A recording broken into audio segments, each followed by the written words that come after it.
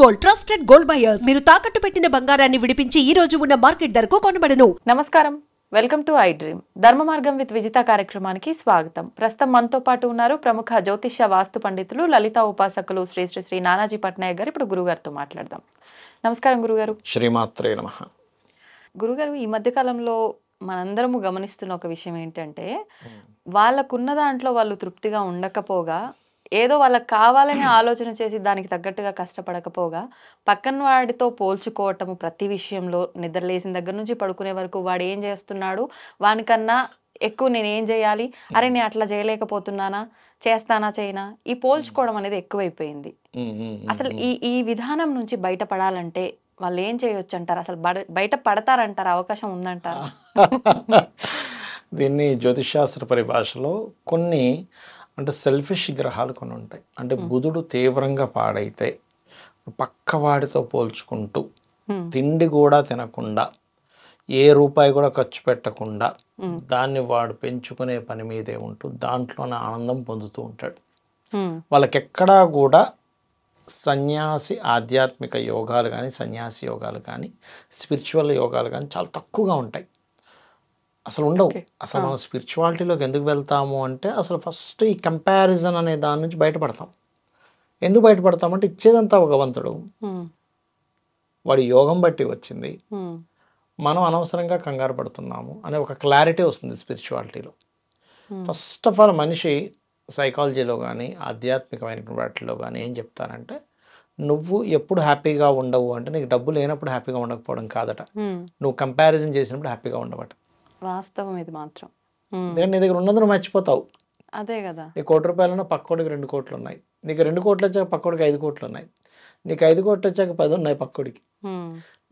నువ్వు ఎంత సంపాదించినా నీకంటే ఎక్కువ సంపాదించిన వాడు ఇంకోటి ఉంటారు ఖచ్చితంగా. నీ జీవితం అంతా నువ్వు సంపాదించడం తప్పని చెప్పట్లేదు వేదం ఎక్కడ కూడా. సంపాదించినట్టుగా సంతృప్తిగా అనుభవించమని చెప్తుంది వేదం. ఎక్కడా నువ్వు బిచ్చమెత్తుకొని తిరగను, లేకపోతే ఏమీ సంపాదించకుండా ఇంట్లో కూర్చోమనో, అసలు ధనం సంపాదించడం తప్పను ఎక్కడ చెప్పలేదు. ధర్మబద్ధంగా ధనం సంపాదించు. అందుకే అమ్మవారి నామాల్లో కూడా ధర్మాధ్యక్ష, ధనాధ్యక్ష, ధనధాన్య వివర్ధిని అంటారు. ఇప్పుడు ధనమే చెడ్డదైతే ధనకు అధ్యక్షరాలు ఎందుకు అవుద్దావిడ? అవును, ధనం చెడ్డదైతే అవ్వదు కదా, ఆడు దాన్ని దూరంగా పెడుతుంది. అవును, అంటే మనం ఎలా ఉపయోగించుకుంటున్నామో అలా ఉపయోగపడుతుంది అంతే. అది నష్టమైన లాభమైన తప్పే అయితే ఆవిడ ఎందుకు అధ్యక్షురాలు అవుతుంది దానికి? ఏమో దీనికి నేను అధ్యక్షురాలు ఏంటండి, నాకు వద్దు ఈ పోస్ట్ అంటా. ఇప్పుడు మనకి ఇష్టం లేని పోస్ట్ అనుకోండి, రిజెక్ట్ చేస్తాం. మరి ఆవిడ అధ్యక్షురాలుగా ఉంది అంటే ఆవిడ ధర్మానికి అధ్యక్షురాలు, ధనానికి అధ్యక్షురాలు, అంటే లక్ష్మీదేవి అంటాం అందుకే. అయితే నువ్వు చేయవలసింది ఏంటంటే, ఫస్ట్ నీ మైండ్లో నుంచి కంపారిజన్ తీసేయి. కంపారిజన్ ఉంది అంటే నువ్వు అడుక్కునేవాడి కంటే హీనం అని చెప్తాను నేనైతే. అవునా? అడుక్కునేవాడైనా చక్కగా వాడు అడుక్కొని మూలం పడుకుంటాడు, ఆ పూటకు దొరికిందని తృప్తిగా పడుకుంటాడు. వాడికి ఏమీ లేకపోయినా హ్యాపీగా ఉంటున్నాడు, నీకు అన్నీ ఉండి అన్హ్యాపీగా ఉంటున్నాడు బికాస్ ఆఫ్ కంపారిజన్. ఇది నీకు పోవాలి అంటే ఒకటే మార్గం, నువ్వు అసలు ఒకటే అనుకోవాలి ఏంటంటే, సరే నేను ఈ భూమి మీద అంతకాలం ఉంటాను, సరే ఇవాళ ₹1 సంపాదించాను, రేపు 10 కోట్లు సంపాదిస్తాను, ఇంకొక తర్వాత 100 కోట్లు సంపాదిస్తాను, లేకపోతే 1000 కోట్లు సంపాదిస్తాను, ఒక 10,000 కోట్లు సంపాదిస్తాను. ఇందులో ₹1 అయినా నీతో వస్తుందా? రాదు. ఏమవుతుంది? ఈ డబ్బంతా నీ పిల్లలకి వెళ్తుంది, మనవాళ్ళకి వెళ్తుంది. వాడు నువ్వు రూపాయి దాచుకున్నట్టుగా దీన్ని దాచిపెట్టాలని రూల్ లేదు. నేను ఒక సందర్భం వచ్చింది కాబట్టి చెప్పి మీకు ఒక సంఘటన చెప్తా. ఒక వ్యక్తి ఉండేవాడు, సంథింగ్ శ్రీనగర్ కాలనీ సైడ్ ఎక్కడ ఉండేవాడు, నాకు కరెక్ట్ గుర్తు, చాలా సంవత్సరాల క్రితం జరిగిన విషయం ఇది. అతను విదేశాలకు వెళ్ళి అక్కడ జాబ్ చేసి ఆ డబ్బులు మొత్తం తీసుకొచ్చి ఇంట్లో పెట్టుకున్నాడు. ఇక్కడ హైదరాబాద్కి షిఫ్ట్ అయిపోయి అసలు ఎట్లా అంటే, ఆయనకి ఏదైనా తాగాలనిపించింది, కూల్ డ్రింక్, ఎవరైనా ఫ్రెండ్ వస్తారే మనం తాగడానికి వెళ్తాం, మనం కూల్ డ్రింక్ తాగడానికి వెళ్తాం, అబ్బా నాకు ఇంట్లో ఎట్లా ఉంది, పదం పంపిస్తే తీసుకెళ్తాడు. అరే నేను పర్స్ మర్చిపోయాను రా అంటాడు, వాడితో కట్టిస్తాడు. ప్రతిసారి వానికి బిర్యానీ తినాలనిపించింది, అరే నీకు బిర్యానీ సపదరా అంటాడు, తీసుకెళ్తాడు. అక్కడ నేను పర్స్ మర్చిపోయినట్టు పడిపోయింది అంటాడు, ఏదో చేస్తాడు. లేదంటే ఇక్కడ నుంచి ఇప్పుడు కూకట్పల్లి వెళ్ళాలి, అటు నుంచి ఎవడు వెళ్తాడా బండి మీద అని వాడి మీద లిఫ్ట్ ఎక్కిపోతాడు. బస్సుకి పెట్టడు, ట్రైన్కి పెట్టడు, తినడానికి పెట్టడు, దేనికి పెట్టడు. వాడు రూపాయి దాచుకోవాలంతే. ఒకరోజు ఇట్లాగే నేను అనుకోకుండా నాకు తెలిసిన ఒక స్నేహితుడితో వాస్తు చూడడానికి వెళ్ళి ఆ స్నేహితుడి యొక్క స్నేహితుడు నేను ఇప్పుడు చెప్పిన క్యారెక్టర్ దగ్గరికి వెళ్ళి అక్కడ ఉన్నాడని అక్కడికి వెళ్ళి అతను రిసీవ్ చేసుకుని వెళ్ళాలి ఏదో ల్యాండ్ చూడడానికి వెళ్ళాం. వాయువ్యం మొత్తం ఇట్లా పెరిగింది ఆ ఇంటికి. నేను బయట నుంచి చూసేమంటే వాయువ్యం ఇట్లా పెరిగింది, ఇది మంచిది కాదు, ఆల్ ఆఫ్ సడన్ ధన నష్టం ఇస్తుంది అన్న. అరే వాడు అసలు ఏది నమ్మడు నువ్వు మనం అని చెప్పి కూడా వేస్ట్ అన్నాడు. సరే నమ్మని వ్యక్తికి చెప్పకూడదు వాస్తు, సరే డన్ ఎక్కడన్నా వెళ్ళిపోయాం. సరిగ్గా 15 రోజులకి ఏమైందంటే ఆయన రూపాయి పిసినార్తనంగా, అదేదో సినిమాలో కోటా శ్రీనివాసరావు చూపిస్తాడు, ఇలా కట్టేసుకుని తింటుంటాడు ఇలాగా. కోడి కూర బావా అంటే ఎక్కడ బావా కోడిని కట్టేసుకుంటాడు, అలా కోడిని కట్టేసుకుని తినే క్యారెక్టర్ అది. సడన్ గా అగ్ని ప్రమాదం జరిగి మొత్తం డబ్బులు కాలిపోయాయండి. అవునా? కాలిపోయాయి. అన్ని డాలర్ల రూపాయలు తెచ్చుకున్నాడు విదేశాల నుంచి, కాలిపోయాయి. సూట్ కేసు పెట్టుకున్నాడు, మొత్తం కాలిపోయాయి. ఇక ఆయన బాధ చూడాలి. అరే తినకపోతిని, తాగకపోతిని, ఎవరికి ఇవ్వకపోతిని. అలా నేనేమంటానంటే ఇక్కడ నీ కళ్ళ ముందు అయితే కాలేయి, కానీ నువ్వు చనిపోయిన తర్వాత నీ వెనకతలు రాదుగా. అలానే సంపాదించొద్దని చెప్పట్లే, సంపాదించు, సంతృప్తిగా వచ్చి సంపాదించిన దాంతో అనవసరంగా పోటీలు పడి వాడు మెర్సిడీస్ కొన్నాడు, నాదికేమో ఇదే చిన్న కారు ఉంది, స్విఫ్ట్ ఉంది, లేకపోతే నాకేదో చిన్న టొయాటో ఉంది, వానికేమో ఆ కారు ఉంది అంటే నువ్వు అసలు కొన్న కారు నువ్వు ఎంజాయ్ చేయలేవు. ఇక్కడ ఏమవుతుందంటే ఎవడు నష్టపోడు, నువ్వు ఎప్పుడు పోటీ పడు, తప్పులేదు, కానీ పోటీ పడిన ప్రతిదాన్ని నువ్వు ఎంజాయ్ చెయ్యి, అనుకున్నది సక్సెస్ అవ్వు. అరే వాళ్ళ పిల్లవాడు అందులో చదువుతున్నాడు, నా పిల్లవాడు ఇందులో చదువుతున్నాడు, ఏం లాభం, నువ్వేం సంతోషంగా ఉన్నావు. అల్టిమేట్గా మనకు కావాల్సింది అంటే హ్యాపీనెస్ కదా. మరి హ్యాపీనెస్ లేనటువంటి నీ యొక్క పోటీతత్వము, హ్యాపీనెస్ లేనప్పుడు ఎందుకు ఆ పోటీతత్వం ఎందుకు పనికి వస్తుంది అనే ఒక క్లారిటీ మీరు పెంచుకోనంతసేపు మనం పిల్లలకి ఇది చెప్తూ పెంచాలి. నాన్న నువ్వు కాంపిటేటివ్గా ఉండాలి, బట్ ప్రతిదీ నువ్వు ఆస్వాదించు, నువ్వు ప్రతిదీ కూడా ఆనందించు. ఒకసారి ఏమవుతుందంటే ఇక్కడ ఒక చిన్న సన్నివేశం చెప్తాను. నిన్నే అనుకోకుండా ఫ్రెండ్తో మాట్లాడుతుంటే ఈ సంఘటన వచ్చింది. అదేంటంటే ఒక గురువు గారు ఉంటారు, ఆ గురువు గారు అనేకమైనటువంటి విద్యలు నేర్చుకున్న గురువు గారు శిష్యుడికి నేర్పుతాడు. శిష్యుడికి ఇంకా అసలు నేను అద్భుతంగా అసలు నాకు అన్ని విద్యలు వచ్చేసాయని దేశ పర్యటన చేస్తారు, ఈ విద్యలు ప్రదర్శించడానికి రకరకాల వాటి కోసం ఈ శిష్యుల్ని పంపిస్తుంటారు. అలాగా వెళ్తూ ఉన్నాడు, ఒక దగ్గరికి వెళ్ళాడు. అక్కడ ఇంకో గురువు గారు కూర్చొని బోధిస్తున్నాడు. కొన్ని వందల మంది వస్తున్నారు వెళ్తున్నారు. ఆయనకు అర్థం కాలేదు శిష్యుడికి, ఎందుకు వస్తున్నారు వీళ్ళందరూ, ఎందుకు వెళ్తున్నారు అర్థం కాలేదు. అర్థం కాక అడిగాడు అతన్ని, ఏమండి మీ దగ్గరికి అందరు వస్తున్నారు, మీరు ఏదో 4 ప్రవచనాలు చెప్తున్నారు, వెళ్ళిపోతున్నారు, మీరేం సాధించాలి, మీ దగ్గర అసలు ఏముంది అంటే, నేను చక్కగా తింటున్నాను, చక్కగా నిద్రపోతున్నాను, చక్కగా మాట్లాడుతున్నాను, అన్నీ చక్కగా చేస్తున్నాను, ఇవి కాదు సార్ మీరు ఏం చేస్తారు అని అన్నాక ఇదే అని చెప్పాక అప్పుడు ఆయన కాళ్ళ మీద పడ్డాడు. మిగతా వాళ్ళందరికీ అర్థం కాలేదు, ఈయనేంటి చక్కగా తింటున్నాను, చక్కగా తిరుగుతున్నాడు, చక్కగా నిద్రపోతున్నాను అని చెప్తే ఆయన కాళ్ళ మీద పడ్డాడేంటి శిష్యుడు మామూలుగా అయితే సోమరిపోతు లక్షణాలు కదా ఇవి అంటారు. కానీ ఆయన గురువు అలా అనగానే అప్పుడు ఆయనకు అర్థమైంది ఏంటంటే నేను చేసే ప్రతిదీ ఆస్వాదిస్తున్నాను.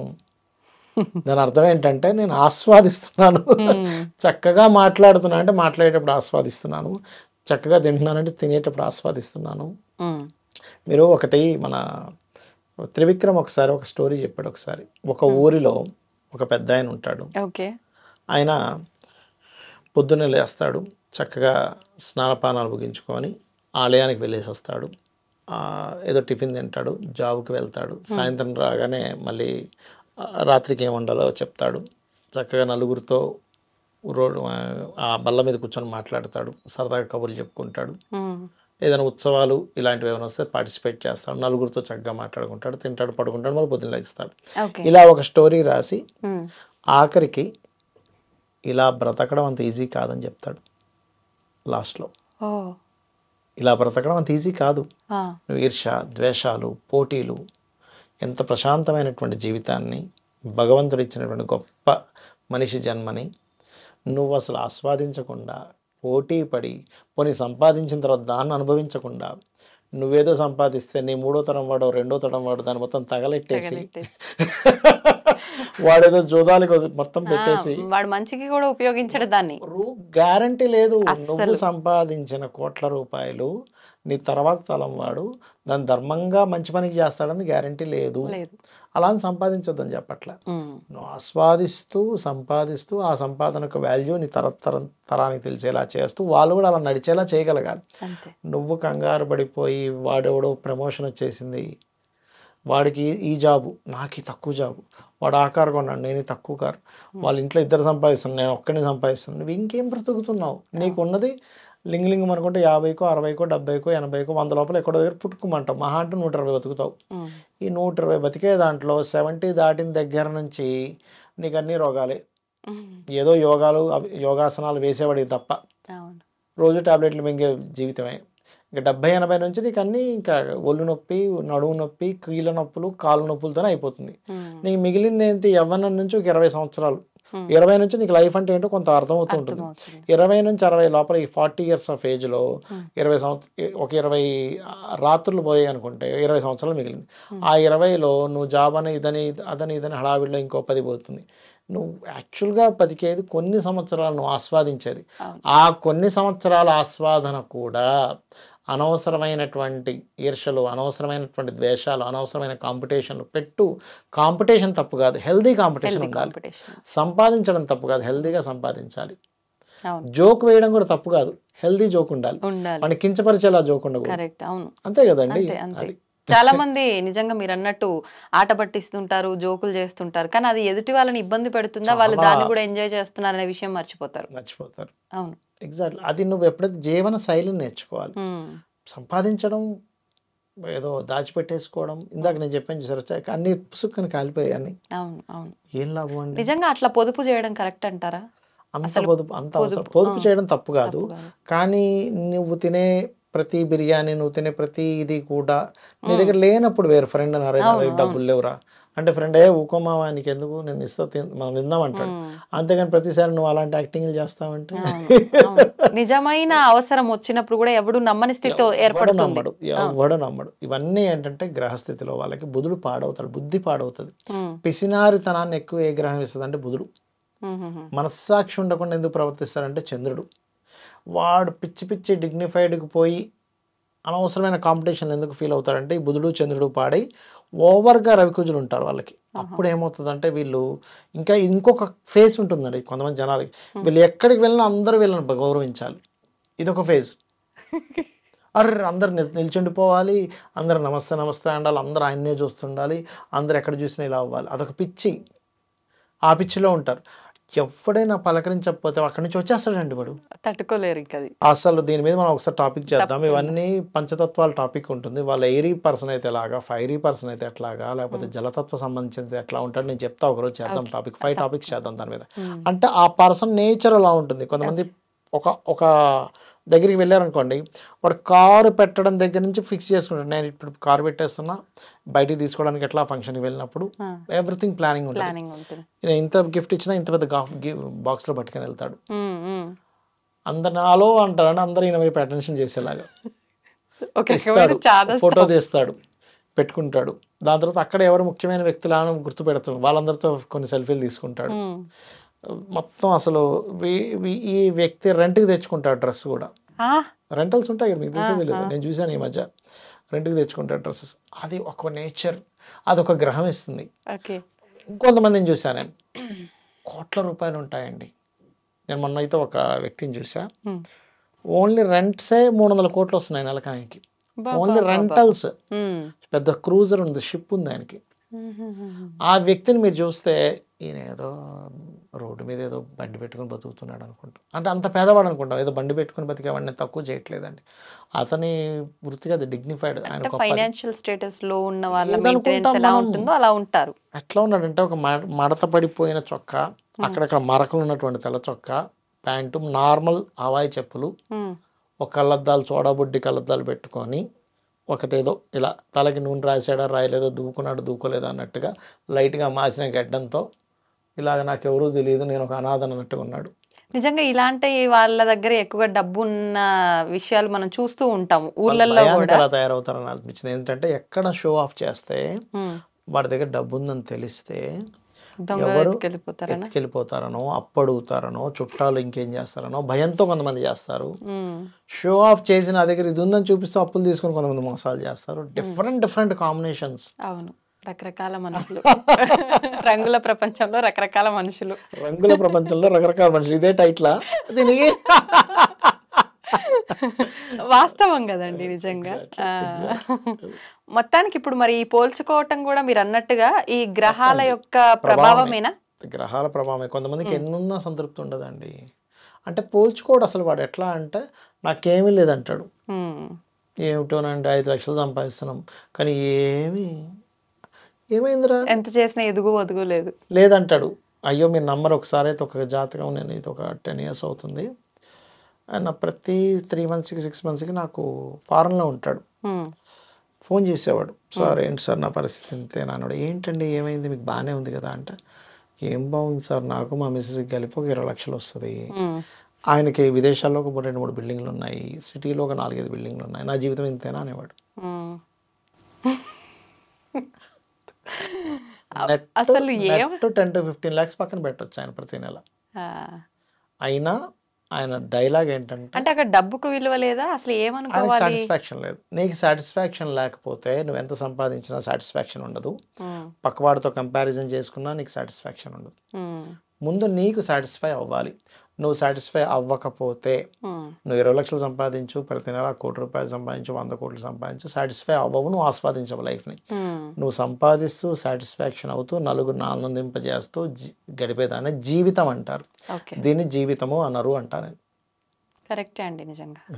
అంటే మీరు అన్నది కూడా వాస్తవం. జీవితం అనరు, నిజంగా వాళ్ళు ఈ లైఫ్ ని ఎంజాయ్ చేయలేరు. ఎంతసేపు ఏదో ఏదో ఏదో ఆలోచనలు కోల్పోతున్నారు కూడా.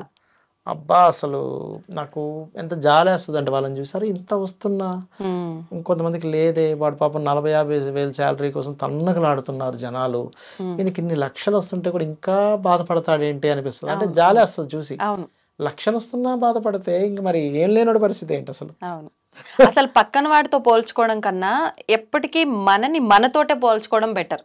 అంటే ఒక్కొక్క స్టేజ్ నుంచి ఒక్కొక్క స్టేజ్ కి మనం ఖచ్చితంగా ఇంప్రూవ్ అవుతూనే వస్తూ ఉంటాం ఖచ్చితంగా. కాబట్టి అప్పుడు ఎలా ఉన్నాము, దానికన్నా బెటర్ గా ఉన్నాం కదా, ఈ ధోరణి వెళ్తే బెటర్. మనం ఎంతసేపు ధనం ఒక్కటే పోల్చుకుంటాం, అవతల వ్యక్తి నిజాయితీగా ఉండాలి, నేను ఇంకా నిజాయితీగా ఉండాలి. అవతల వ్యక్తి ఎంతో నీట్ గా ఉంటున్నాను, నేను నీట్ గా ఉండాలి. అవతల వ్యక్తికి సర్కిల్ బాగా మెయింటైన్ చేయాలి, నేను. ఇవి ఎందుకు పోల్చుకోవడం అనేది నాకు అర్థం కాదు. ఇంత మర్యాద చేస్తాడు, ఒక ఇంటికి వెళ్తే అసలు యజమాని వచ్చేసి అసలు రాండి అని ప్యాకెట్ తీసి వాటర్ ఇచ్చి పిలిచి ఎలా ఉన్నారు ఏంటని అన్ని అడిగి, బయట కారు మనం ఎక్కేదాకా కూడా వచ్చే వాళ్ళు ఉన్నారండి. అది మర్యాద. మనం అది నేర్చుకోగలగాలి. అట్లాంటివి నేర్చుకొని పోటీ పడాలి. కానీ ఈ దిక్కుమాలని ఎంతసేపు వాడు కారు కొన్నాడు, నేను చిన్న కారు కొన్నా, వాడు పెద్ద కారు కొన్నాడు, ఇది అంటే సంతృప్తిని ఇవ్వదంట. మిగతా అవన్నీ సంతృప్తిని ఇస్తాయి కానీ ఇది మీకు సంతృప్తిని ఇవ్వదు. అవును, కరెక్టే అండి. ధన్యవాదాలు. శ్రీమాత్రే నమః.